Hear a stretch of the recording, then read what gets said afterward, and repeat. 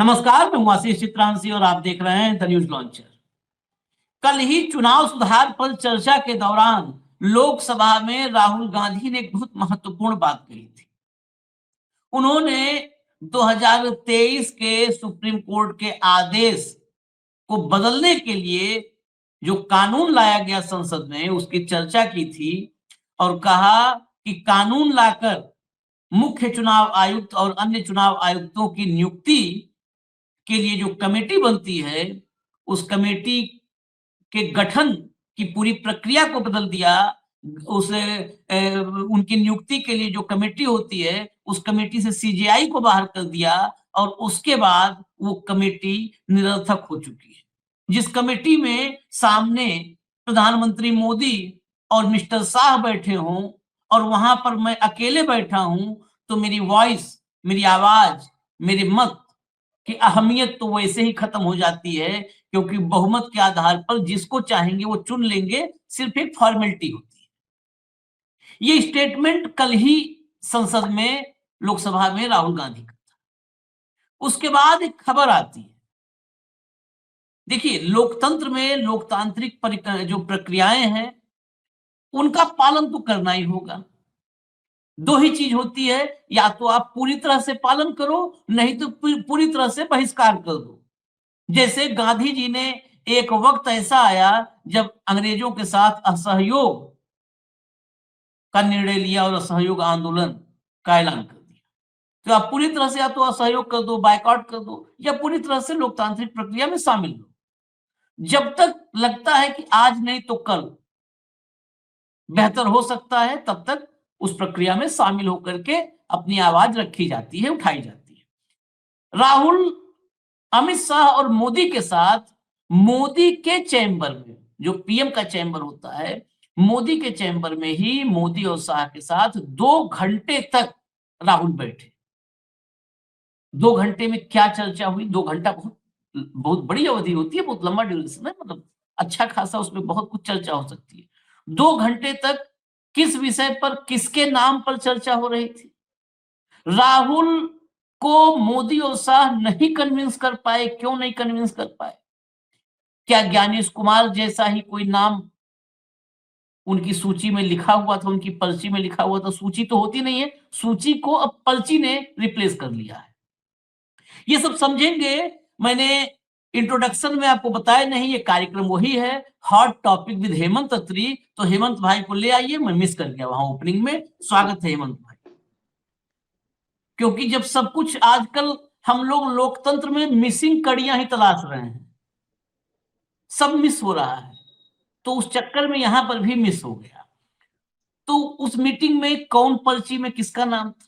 2 घंटे की मीटिंग के बाद जो खबर आई है, उस खबर के मुताबिक राहुल गांधी कमरे से गुस्से में बाहर निकल आए और उस बैठक में उन्होंने अकेले ही दोनों धुरंधरों के खिलाफ मोर्चा खोले रखा, उनको बिल्कुल साफ शब्दों में ना कर दिया और गुस्से में निकल आए। अब मैं हेडलाइंस दिखा दूं 2-3 और सीधा हेमंत भाई के पास पूरी खबर डिटेल में समझेंगे। पीएम मोदी और अमित शाह से राहुल गांधी की क्यों हुई मुलाकात? 2 घंटे चली मीटिंग। नेक्स्ट, बढ़िया आगे। प्रधानमंत्री चैम्बर में विपक्ष की एंट्री, मोदी शाह राहुल की अहम बैठक। आगे बढ़िए। पीएम मोदी और राहुल गांधी की बैठक खत्म। सूत्रों के मुताबिक राहुल ने सरकार के फैसले का विरोध जताया।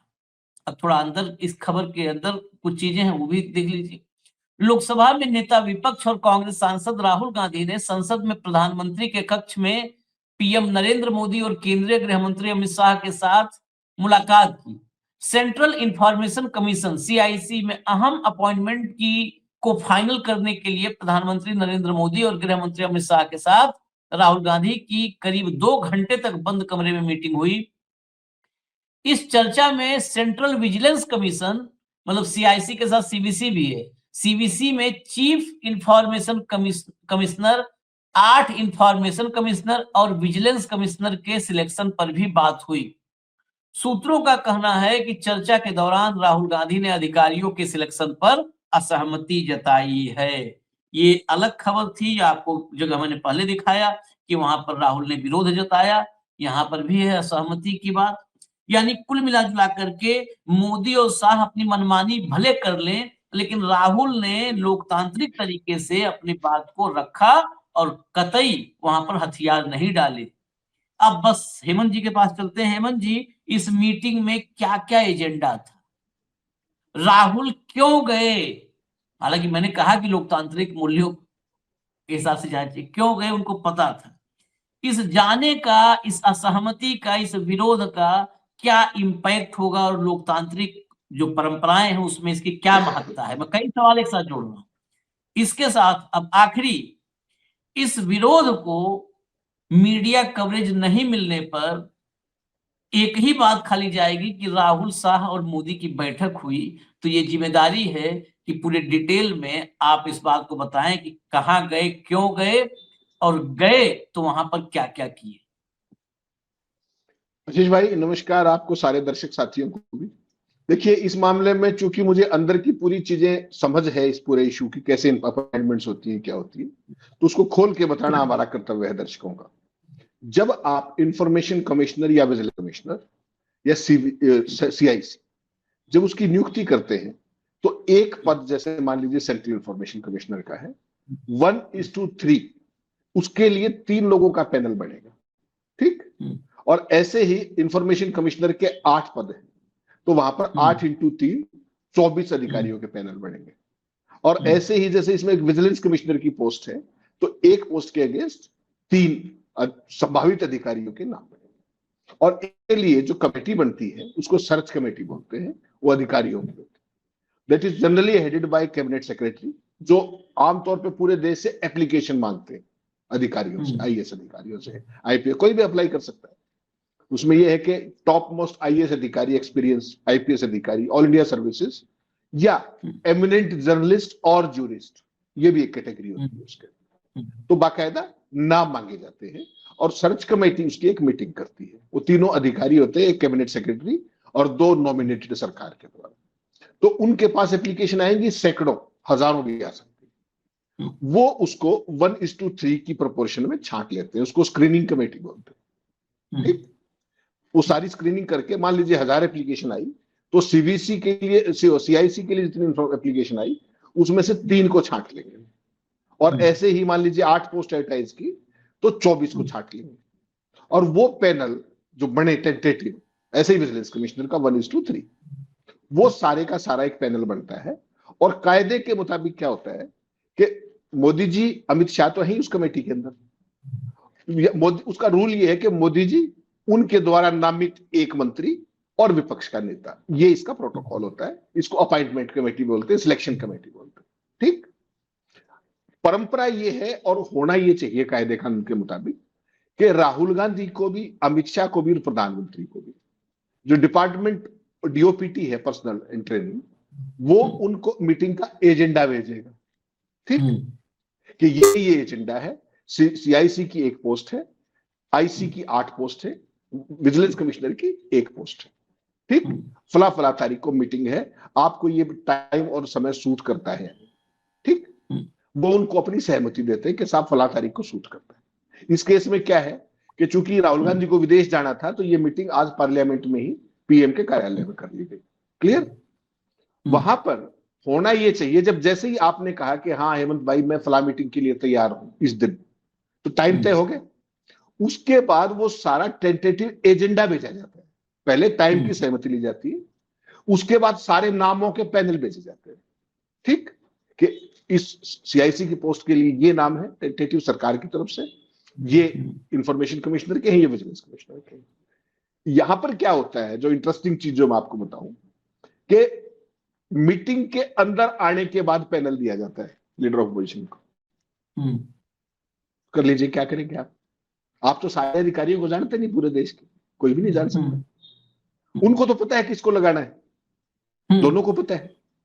वो तो नागपुर से चिट्ठी आई हुई है कि इस बार इसका समायोजन किया जा रहा है, सभी स्टेट्स के अंदर ऐसे ही कर रहे हैं। तो जब आप मीटिंग में गए, आप गए खाली हाथ और पैनल के नाम आपके पास है ही नहीं, तो आप अंदर मीटिंग में करेंगे भी क्या? तो आप क्या करेंगे कि साहब मीटिंग पोस्टपोन कीजिए, मुझे इनको देखने का, इन पे काम करने का समय दीजिए। वो देंगे नहीं, फिर क्या होगा? डाइसेंट नोट आएगा, बस इतनी सी कहानी। आपको ध्यान याद दिलाऊं, आप चौंक जाएंगे। एक स्टोरी की थी मैं जब भास्कर में था। अपने हरियाणा के एक अधिकारी होते थे संजय कोठारी, ठीक, याद होगा आपको, राष्ट्रपति के सेक्रेटरी होते थे। वो जो मैंने बताया शुरू में, सर्च कमेटी होती है, एक कैबिनेट सेक्रेटरी और 2 अधिकारी। तो वो संजय कोठारी महोदय उस सर्च कमेटी में थे जो नाम छांट रही थी, स्क्रूटनी कमेटी, जो नाम आए पूरे देश से एप्लीकेशन, वो नाम छांट रहे थे सीबीसी के लिए। मोदी जी मीटिंग में आए, 2020 की बात कर रहा हूं, तब आपको क्लियर हो जाएगा दर्शकों को उदाहरण के साथ।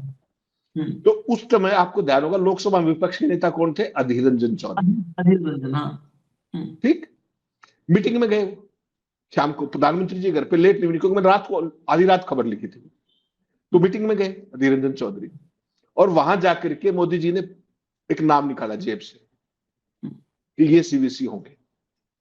तो उन्होंने कहा ऐसे कैसे होंगे, ये कैसे हो सकते हैं, फला है ये। उन्होंने पहले वो सारी बातें की जो मैंने आपको बताई कि पैनल मुझे पहले चाहिए, मुझे स्टडी करने के लिए समय चाहिए, इसको पोस्टपोन कीजिए, दोबारा मीटिंग बुलाइए। वो तो कुछ होना नहीं। तो कहा कि इसको तो आप नहीं बना सकते, जो मोदी जी ने पर्ची निकाली थी। तो छूटते ही कहते हैं मोदी जी, दूसरी जेब से पर्ची निकाली संजय कोठारी की, बोला फिर इनको लगा दीजिए। जो आदमी पूरे देश से आए हुए एप्लीकेशंस की स्क्रूटनी कर रहा है, उसको आप लगा सकते हैं क्या? लगा दिया मोदी जी ने, घूम लीजिए आप कहीं भी। तो ऐसे होती है अपॉइंटमेंट्स। जो आदमी सारे आवेदनों की अर्जी छांट रहा है, स्क्रीनिंग कर रहा है, तो वो तो इंटरेस्टेड, उसको अगर आप लगाओगे तो पूरा जो आपने प्रोसेस किया वो तो विशिएट हो गया, सब खत्म। हाँ, आप अपना सिलेक्शन कर सकते हैं क्या? कर लीजिए। मोदी जी ने कर दिया। जो आदमी स्क्रीनिंग कमेटी का मेंबर है उसको सीवीसी लगा दिया। यहां ये होता है। फिर उन्होंने क्या किया, विपक्ष का नेता क्या कर सकता है? जैसे आपने सीसी का जिक्र किया, ईसी का जिक्र किया। विपक्ष का नेता मैक्सिमम क्या कर लेगा? पहले रिक्वेस्ट करेगा कि साहब मुझे कुछ समय दीजिए, मैं आपकी ये पैनल पढ़ूंगा, उसके बाद मैं अपनी राय दूंगा। वो कहेंगे नहीं, इनको लगाना है। वो कहेगा आपको जो करना है, वो कहेगा डाइसेंट लिखता हूं, लिखते रहो डाइसेंट, कौन पूछ रहा है, हो गया अपॉइंटमेंट। ये है संवैधानिक पदों की स्थिति, चाहे वो सीबीसी का हो, इंफॉर्मेशन कमिश्नर का हो, विजिलेंस कमिश्नर का हो, सीआईसी का हो, whosoever it is, election commissioner हो। 2:1 का जो प्रोपोर्शन होगा सत्ता का, तो उसमें कोई लीडर ऑपोजिशन कोई भी हो, चाहे कितना ही विद्वान आदमी हो, वो सारे देश के अधिकारियों को तो जान नहीं सकता, सारे देश के जुरिस्ट को भी नहीं जान सकता, सारे देश के पत्रकारों को भी नहीं जान सकता। तो वो क्या करेगा? आप उसको पैनल दो, पढ़ने का समय दो, मीटिंग में वो आएगा सबका डोजियर बना करके, जो भी उसने अपना फीडबैक लेना है। पहले आप पूरी एप्लीकेशंस की लिस्ट दो, फिर आपने जो स्क्रीनिंग करके नाम छाटे हैं प्रपोज्ड 1 के 3, उनको दो, तो वो व्यक्ति अपना होमवर्क करके आएगा। तो यहां पर ऐसी कोई परंपरा नहीं। यहां पर 30 साल वाले सर्विस वाले को 28 साल वाले के नीचे लगा देंगे, किसी को किसी के ऊपर लगा देंगे, कोई पूछने वाला नहीं। सब स्टेट्स के अंदर भी यही हाल है। आप एक बात सोच के देखिए, chief information commissioner, central information commissioner संवैधानिक पद है या नहीं? क्या वो पद एक दिन भी खाली रहना चाहिए? चीफ जस्टिस का पद खाली रह सकता है क्या? चीफ इलेक्शन कमिश्नर का पद खाली रह सकता है क्या? ये पद सीआईसी का 13 सितंबर 2025 से खाली है, सोचिए आप। और सरकार जिस दिन किसी की अपॉइंटमेंट करती है, जिस दिन करती है, उस दिन उस व्यक्ति की रिटायरमेंट की एज तय होती है, उसी दिन। क्योंकि या तो 65 साल या 5 ईयर्स, अब तो 3 कर दी। तो उस दिन आपको क्लियर है कि फला तारीख को ये फला आदमी रिटायर होगा, और संवैधानिक पद है, तो आप या तो उसका किसी को ऑफिशिएटिंग चार्ज देंगे, या उससे पहले रेगुलर भर्ती करेंगे। आप बताइए 13 सितंबर 2025 से क्यों खाली है?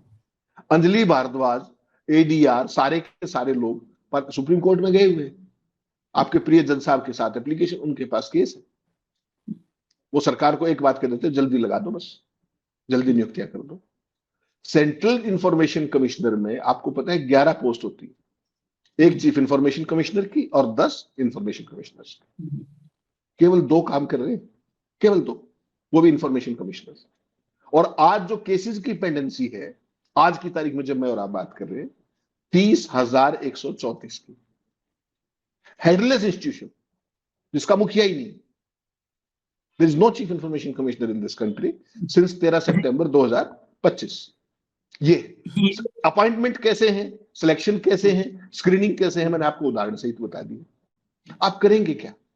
और ये यहां नहीं है आशीष भाई, माफ कीजिएगा, मैंने पूरी लिस्ट दी है जो सुप्रीम कोर्ट में दी गई, वो लिस्ट दिखाई है। पूरे देश में स्थिति है भाई साहब। ये जो राइट टू इंफॉर्मेशन एक्ट था वही तो एक सबसे बड़ा हथियार था आपका सरकार पे कंट्रोल, चेक और बैलेंस करने के लिए आम नागरिक के पास। ये पूरे स्टेट्स की लिस्ट है, कोई ऐसा स्टेट नहीं है। जैसे झारखंड का फॉर एग्जांपल, झारखंड में इंफॉर्मेशन कमिश्नर की 7 पोस्ट है, 7 खाली है, 7 खाली है।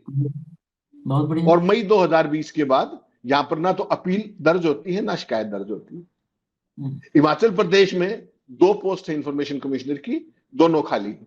3 जुलाई 2025 से कमीशन खाली पड़ा हुआ है। छत्तीसगढ़ में 4 पोस्टें हैं, 3 चीफ की 1 और 2 आईसी की, जो पोस्ट खाली पड़ी। 34,000 केस पेंडिंग है छत्तीसगढ़ जैसे राज्य में। महाराष्ट्र में 11 है, 3 खाली है। तमिलनाडु में 7 है, 1 खाली है। जहां जहां बीजेपी की सरकारें हैं वहां का आप खेल समझिए क्या है। बिहार में 4 पोस्ट है, 1 खाली है। उड़ीसा के अंदर 7 है, 1 खाली है। मध्य प्रदेश में 11 पोस्ट है, 7 खाली है। सोचिए, वेस्ट बंगाल के अंदर 6 2019 के जजमेंट के हिसाब से होने चाहिए जो इंफॉर्मेशन कमिश्नर, 3 पोस्ट खाली। आंध्र प्रदेश में 8 पोस्ट होनी चाहिए, 5 खाली है। चीफ की भी खाली है, 4 आईसी की भी खाली है। कर लीजिए क्या करेंगे आप। ये मैं आपको कुछ उदाहरण देने के लिए आपको बताया। क्यों? सिंपल सी बात समझिए, इस देश के संवैधानिक संस्थाओं का जब सत्यानाश करने की जब हम बात करते हैं ना, तो ये उदाहरण में इसलिए लेके आए आपके सामने। बीजेपी ने एक बहुत अद्भुत आइडिया निकाला है, या तो हमारे संगी भाइयों को लगाओ वहां पे, ठीक, और नहीं लग पाए तो पोस्ट खाली रख लो। तो संगी भाई लगेंगे वहां पर तो राइट टू इंफॉर्मेशन का वैसे ही सत्यानाश कर देंगे, उनको पता ही कुछ नहीं, वो तो इसके खिलाफ। ट्रांसपेरेंसी और अकाउंटेबिलिटी के तो बीजेपी और आरएसएस के विपक्ष हो ही नहीं सकते ना। आप मुझे एक बात बताइए, प्रधानमंत्री जिस भी वो उसके अध्यक्ष हो, क्या वो चीज राइट टू इंफॉर्मेशन से बाहर हो सकती है? प्रधानमंत्री अमित शाह और राजनाथ पीएम केयर्स के ट्रस्ट के बॉस हैं, और वो राइट टू इंफॉर्मेशन से बाहर है? हो सकता है by virtue of their official capacity. Prime minister as Narendra Modi prime minister of India, Amit Shah home minister of India, Rajnath Singh RM रक्षा मंत्री ऑफ दिस कंट्री, और वो जो पीएम केयर्स है वो राइट टू इंफॉर्मेशन से बाहर है। आप मतलब समझिए मैं क्या कह रहा हूं। या तो संगी भाइयों को बिठा दो, वो कुछ करेंगे ही नहीं, सरकार का एजेंडा चलाएंगे, और नहीं हो तो पोस्ट खाली रखो, घूमते रहेंगे लोग। तो राइट टू इंफॉर्मेशन को रेस्ट इन पीस कर दिया गया है for all practical purposes, centre के अंदर भी और स्टेट के अंदर भी। लीडर ऑपोजिशन क्या कर लेगा? लिख दो डाइसेंट नोट। जैसे आपने कहा राहुल गांधी नाराज होकर मीटिंग से बाहर निकल गए, निकल जाओ, उनको क्या फर्क पड़ रहा है। शाम तक या कल सुबह तक आपके पास चिट्ठी आ जाएगी, नोटिफिकेशन आ जाएगी कि डीओपीटी ने इनको लगा दिया है on the recommendation of selection committee. Selection committee में कौन कौन है? एक का डाइसेंट नोट है, उसको कोई पूछेगा नहीं, 2 ने कर दिया। किसी कोर्ट में घूमते रहो आप, कुछ नहीं होने। हर स्टेट का यह हाल है, बीजेपी शासित का, सेंटर का मैंने आपको बता दिया। 11 में से केवल 2 फंक्शनर्स ये राइट टू इंफॉर्मेशन एक्ट है। उनकी ताकतों का क्या हाल किया था?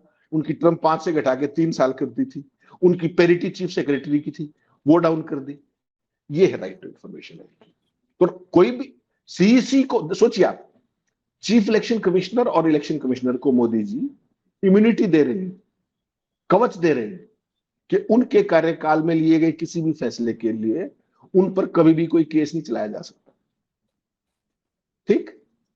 और राइट टू इंफॉर्मेशन के जो कमिश्नर हैं उनकी टर्म भी कम कर दी, ताकतें भी कम कर दी, सीमाएं कर दी उनकी, और उनकी पेरिटी भी कम कर दी। कर लीजिए क्या करेंगे। ये स्थिति संवैधानिक संस्थाओं के प्रति मोदी जी। भाई वो चुनाव आयोग वो सरकार बनवाएगा साहब की, और ये साहब की पोल खोलने वाला ऑफिस है। यहाँ पर भाई वो चाहे न चाहे, अगर हम इंफॉर्मेशन मांगेंगे और इंफॉर्मेशन सही दिया आपने तो पोल खुलेगी। तो इसलिए इसको, और डाइसेंट को दर्शक बहुत क्लियर समझ लें कि हेमंत भाई ने कहा ना कि किसी कोर्ट में जाओ आप घूमते रहो, कुछ नहीं होगा। कुछ जहां अदालतों में, जहां कोलेजियम में ही डाइसेंट को अब नहीं जो है वजन दिया जा रहा है, वो कोर्ट, वो सुप्रीम अदालत क्या डाइसेंट को समझेगी? जहां पर अभी जो है जो नियुक्तियां हुई हैं जजों की, उसमें जस्टिस नागरत्ना ने एक जज पर, गुजरात के एक जज पर जो है उनका वो था, जो है डाइसेंट था, उसको एकदम किनारे कर दिया। और गवई साहब रिटायरमेंट के बाद क्या बोले आप सोचिए, जरा कल्पना कीजिए। कहे अगर उनका सही होता तो उनके साथ होते जज ना। बिल्कुल ये भाजपा वाली भाषा है। भाजपा की उनके साथ जनता होती तो वो चुनाव जीतते ना। यही तो भाषा है, यही भाषा है। सिमिलरिटी देखिए आप। और संवैधानिक डाइसेंट आशीष भाई, डाइसेंट का जो हाल आज से नहीं हो रहा है, अशोक लवासा का देख लीजिए, जो मोदी को 2019 के चुनाव में उन्होंने कहा कि मेरे डाइसेंट नोट को सार्वजनिक कीजिए, आप नहीं किया, उनको इस्तीफा देके जाना पड़ा भाई। सारे परिवार में इनकम टैक्स, पूरा घर उनका, पूरा परिवार। अशोक लवासा, अरुण गोयल की पता ही नहीं क्यों गए, वो कब गए, कहां गए, कुछ नहीं पता। वो भी इलेक्शन कमिश्नर इसी सरकार ने लगाए थे। हम नासमझ हैं, मैं और आप नासमझ आदमी। अरे भाई, जिस देश का उपराष्ट्रपति रातों रात छपे छपाई इस्तीफे पर स्वास्थ्य कारणों से इस्तीफा देके घर चला जाता है, तो इनका तो क्या है फिर? कौन सी संवैधानिक संस्थाओं की बात कर रहे हैं? सीबीआई डायरेक्टर का हाल देखा था रात को 12 बजे क्या हुआ था दिल्ली में? हाँ, सीबीआई भूल गए आप? सीबीआई डायरेक्टर, सबको छोड़ दीजिए, वाइस प्रेसिडेंट की बात कर लीजिए ना, संघ के एकलव्य थे वो, तो कैसे गए? 1 महीने तक कहां रहे वो? राष्ट्रपति उपराष्ट्रपति भवन में किसी को बनक भी थी, वो कहां है? थे अंदर ही। और अब एक प्राइवेट उसके अंदर रह रहे, गुड़गांव के अंदर। तो कौन सी संवैधानिक संस्थाओं की आप बात कर रहे हैं? कौन सी संस्थाओं की बात राहुल गांधी कर रहे हैं?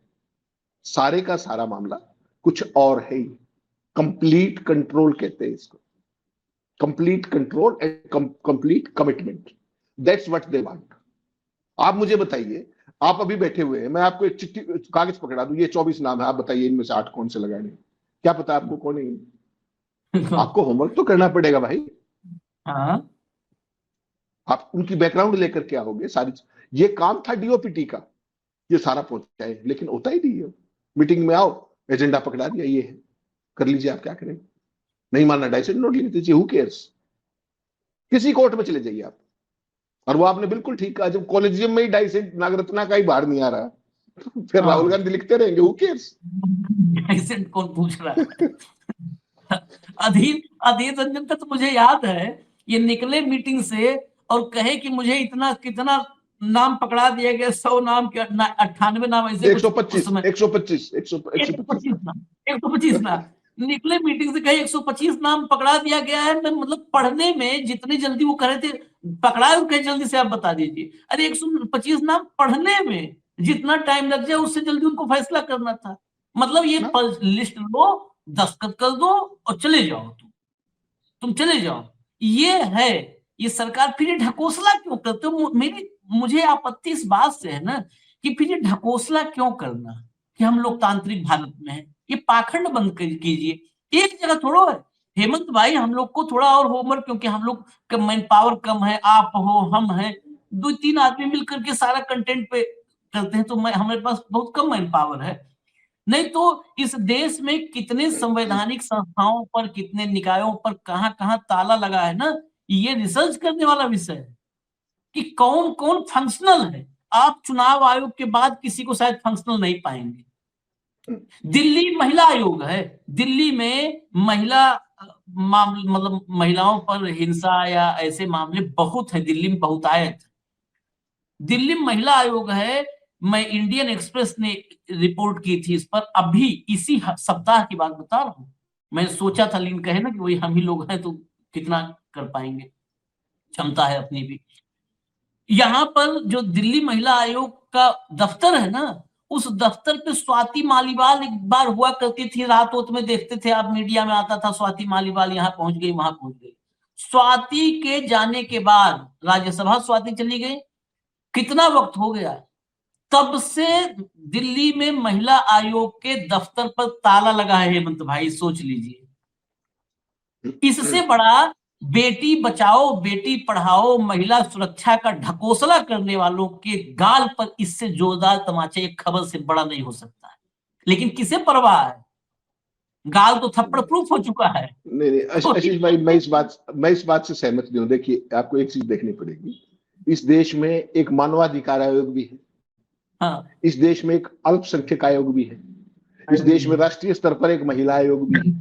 जहां जहां भाजपा सरकारें हैं, कभी आपने सुना है कि एक नोटिस दे दिया हो किसी ने भी? ना, बंगाल जाते हैं नोटिस देने। बस, तो आप समझ बाकी लीजिए ना, जहां है भी, जहां बैठा भी रखे हैं आपने, तो इसलिए मैंने कहा ना कि या तो संघी बिठा दो, हाँ, उनका एजेंडा ही क्लियर है कि टारगेट किसको करना है। वो बेंगलोर में तुरंत नोटिस दे देंगे, वो कोलकाता में तुरंत दे देंगे, वो हैदराबाद में दे देंगे तुरंत, वो शिमला में दे देंगे। बीजेपी की स्टेट्स की तरफ मुंह करके नहीं सोएंगे वो कभी भी, ये ध्यान रखिएगा। Central vigilance commissioner, chief vigilance commissioner की आपने बात कर दी, अभी पिछले दिनों देखा था उनकी पूरी रिपोर्ट्स आई थी कि उनको BMW गाड़ी चाहिए। पहले ये तो देख लो काम क्या करते हैं। तो संवैधानिक संस्थाओं का जो एक कमिटमेंट का लेवल चाहिए ना, उस लेवल पे उनको ये ले जा चुके हैं। अब आप कितना ही वो करते रहिए, उससे जहां ये लोग हैं वहां आयोग हो या ना, उससे कोई फर्क पड़ता है क्या? कोई फर्क पड़ता हो तो बता दीजिए। ये है कुल मिला के संवैधानिक संस्थाओं की असलियत। चलिए हमें इजाजत दीजिए, और आप बस इतना सोचिए कि सूचना का अधिकार जब दिया गया, तो सूचना का अधिकार इस देश की डेमोक्रेसी में सबसे क्रांतिकारी कदम था। मतलब लॉन्ग लिव डेमोक्रेसी, अगर हम आज कहें ये, तो लॉन्ग लिव डेमोक्रेसी के लिए वो हवन था। क्योंकि सूचना का अधिकार एक ऐसा अधिकार दिया गया जिससे डेमोक्रेसी ट्रांसपेरेंट हो जाए, और ट्रांसपेरेंसी, जब भी डेमोक्रेसी में ट्रांसपेरेंसी होगी, डेमोक्रेसी लॉन्ग लिव होगी।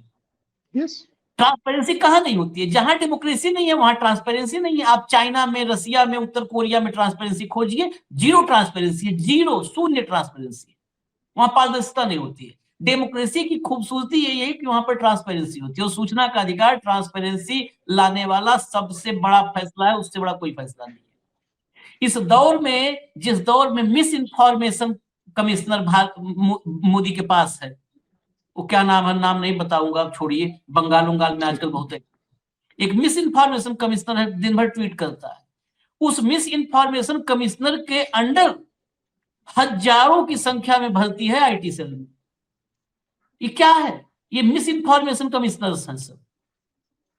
लेकिन 11 इन्फॉर्मेशन कमिश्नर की नियुक्ति नहीं हो पा रही है, और हो रही है तो जेब से पर्ची लेकर के हो रही है कि मिल गया भाई, मिल गया, नागपुर वाला मिल गया, नागपुरी संतरा मिल गया है। अरे फिर बंद करो ना, काहे को, जब इतना बड़ा दफ्तर मिस इन्फॉर्मेशन का खोल रखे हो तो किसे इन्फॉर्मेशन दोगे? पूरा देश ही 11 साल से मिस इन्फॉर्मेशन में जी रहा है, भ्रम और भय, मिस इन्फॉर्मेशन सबसे बड़ा अस्त्र भाजपा और संघ का, मिस इन्फॉर्मेशन। तो क्या करेगा इन्फॉर्मेशन कमिश्नर? ऑफिशियल पोस्ट पे बिठा करके कम से कम मिस इन्फॉर्मेशन न फैलवाओ, इतना बड़ा पाप न करो, खाली रहने दो कुर्सी। इजाजत दीजिए हमें। धन्यवाद हेमंत भाई, बहुत बहुत धन्यवाद, नमस्कार।